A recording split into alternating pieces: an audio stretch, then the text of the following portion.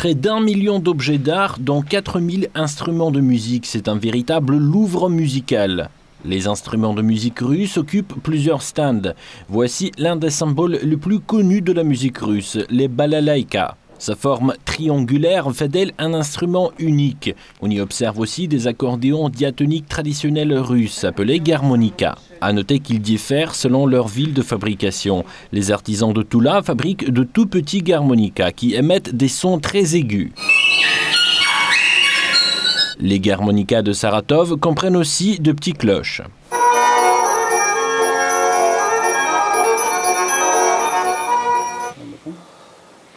À première vue, ce sont des cuillères tout à fait habituelles, mais c'est aussi un instrument de musique russe. Alors, pour en savoir plus, je vais m'adresser à notre expert, Maxime. Maxime, comment joue-t-on des cuillères ?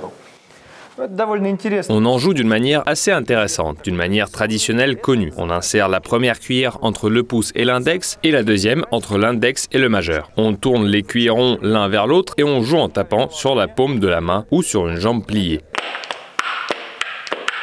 En fait, il existe plus de 100 techniques pour jouer des cuillères. On peut tourner les cuillerons l'un vers l'autre, placer les cuillerons l'un dans l'autre. Écoutez, le son est tout à fait différent.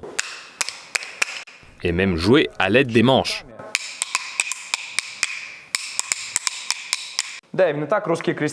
Oui, c'est comme ça que les paysans russes faisaient autrefois de la musique s'il n'y avait pas d'instruments de musique dans la maison. Bien que les instruments de musique russes soient multiples et ne se limitent pas aux instruments de percussion. Mais si nous parlons de la musique d'hiver, de la musique qui s'associe aujourd'hui aux fêtes d'hiver, il faut se souvenir surtout de la musique de percussion russe, de la musique de Noël, de la musique des joyeux jeux d'hiver. Et il ne s'agit pas que des cuillères.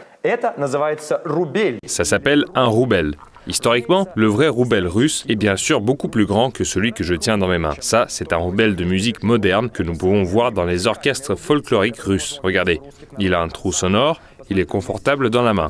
À l'origine, le roubel est un fer à repasser russe. Pour repasser les vêtements, on les enroulait autour d'un rouleau à pâtisserie.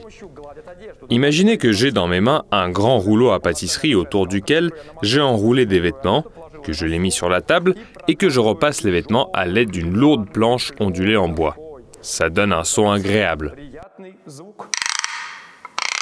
Autre instrument de musique typiquement russe, les gousli. Ce musée contient 2 exemplaires rarissimes de temps du XIIIe et du XIVe siècle.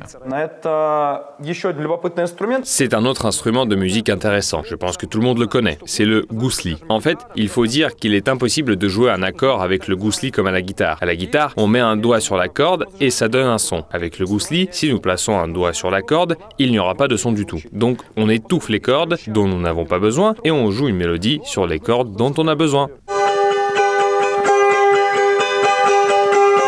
Tout juste à côté, l'autre salle expose une variété inédite d'instruments de musique d'autres peuples de Russie.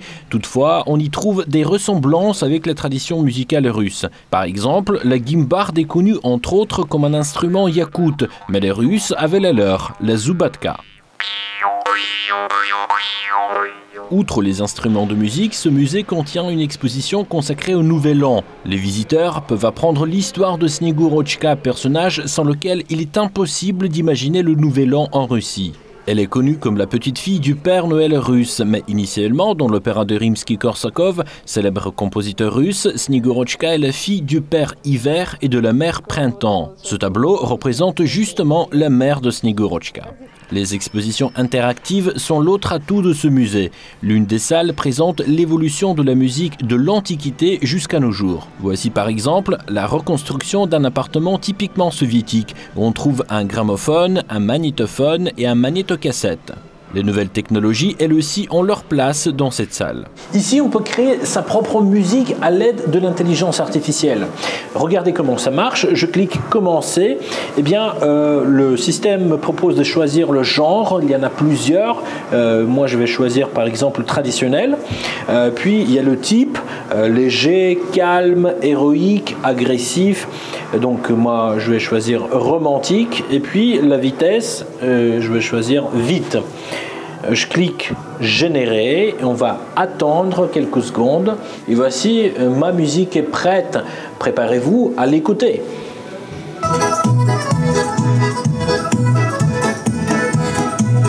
ça bien comme musique? Une attention particulière est prêtée à la musique avant-gardiste russe. Ses représentants cherchaient à donner un nouveau souffle à la musique en explorant de nouveaux moyens techniques. L'idée de cette salle est de montrer qu'on peut faire un instrument de musique de tous les objets. Voici par exemple, c'est un réservoir de carburant. Écoutez. Et voici par exemple, vous pouvez voir beaucoup de pièces métalliques. Écoutez. Donc, le tour de ce musée est un véritable plaisir musical. La diversité des instruments musicaux, mais aussi la beauté de la musique authentique, explique au mieux pourquoi la Russie se trouve parmi les plus grandes cultures musicales au monde.